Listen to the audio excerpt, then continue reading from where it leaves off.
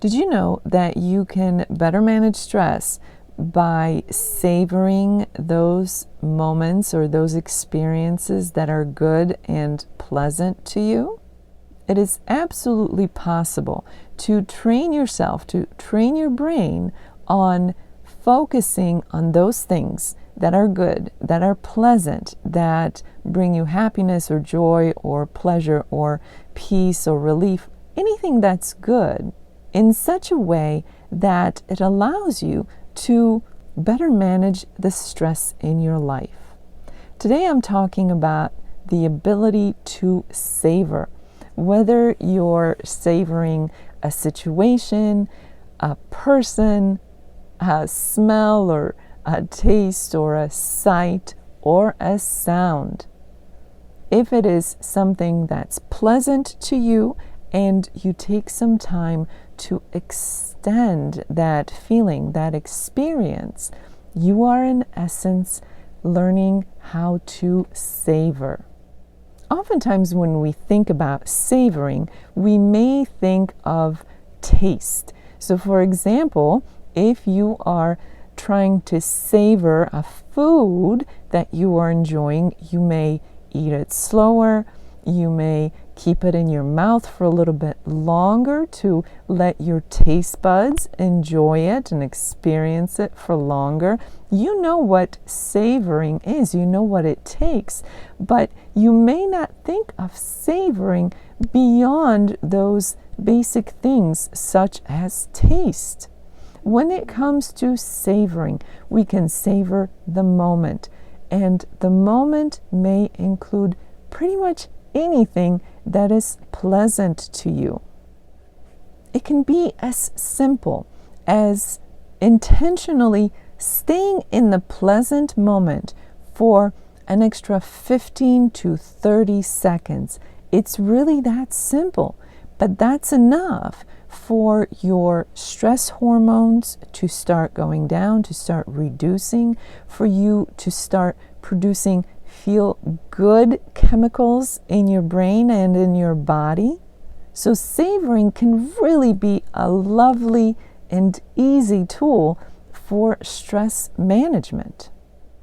And when you take the time to savor something, whether that's a situation, a person, a taste, a smell, a sound, a sight, a conversation, an experience of whatever kind brings you pleasure, you are helping to embed that in your brain, in your experience, in your memory. And the benefit of that extends beyond that moment because it stays with you, and now you have the ability to recall it at will. So savoring comes with many benefits that last beyond that moment. Let's talk about the different kinds of ways that you can savor something. One form of savoring is called anticipatory savoring. This is something that you look forward to. Think about when you were a child and you were looking forward to something. Maybe you were looking forward to your birthday or the summer vacation or holidays or the weekend or a class trip with your schoolmates. Whatever the case may be, think about the pleasure of the anticipation that brought to you. As an adult, you can identify things in your life that you are looking forward to and give that focus, your anticipation to it, you're looking forward to it, an extra 30 seconds. And that time allows you to savor and to stay in that pleasurable experience a little longer. You are effectively reducing stress in the moment, and you are coding that experience to stay with you, which you can then go back to at any point you choose. Another way to savor is to be in the moment. This is about slowing down or stopping altogether to experience the here and now. You may choose to close your eyes and focus on some breathing exercises. Or you can look at something in your environment, close or far. You can choose to focus on some details of something in your environment.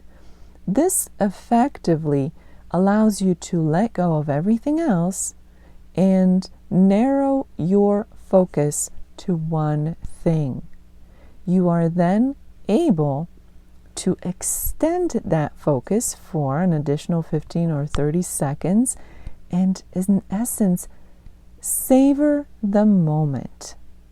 Whether this is something that you see, or you hear, or you smell, or any other experience in the moment, you can savor it by simply extending your focus on it for a longer period of time. The third way of savoring that I will mention here is that of reminiscing. Reminiscing is another word for remembering or thinking about what already happened. This is a good practice to engage in at the end of the day, or maybe at the end of your work day. Giving a minute or two to think about things that were pleasant, whether it's earlier in that day or earlier in your life's experience. Reminiscing can allow you to savor things that already happened by extending those memories. And remember, while you are reminiscing, while you are savoring what had already happened that was pleasant and nice, you are in the process of effectively reducing your stress. I recommend that you start with 3 intentional savoring stops throughout the day. However you want to time it is up to you. Maybe you do one in the morning, midday, and then a third one at the end of the day. But whatever works for you is best. Remember, you can change it around. It doesn't have to be limited to 3, and it doesn't have to be always at the same time. But if routine allows you to remember to stick to the practice, then choose routine. If variety is your thing, then choose variety instead.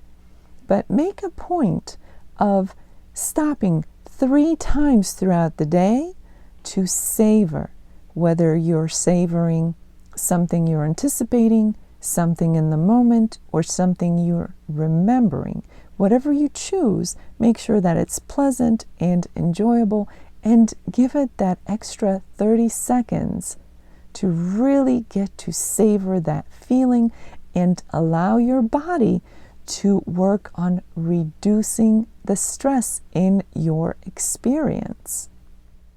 An important thing to point out here, when we talk about savoring, this is about things that are real.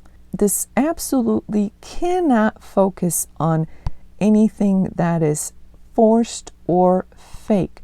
No fake positivity. That can be quite detrimental. It must be genuine. It must be real. No fake memories, no fake smiles, no fake positivity. Genuine, real, actually pleasant.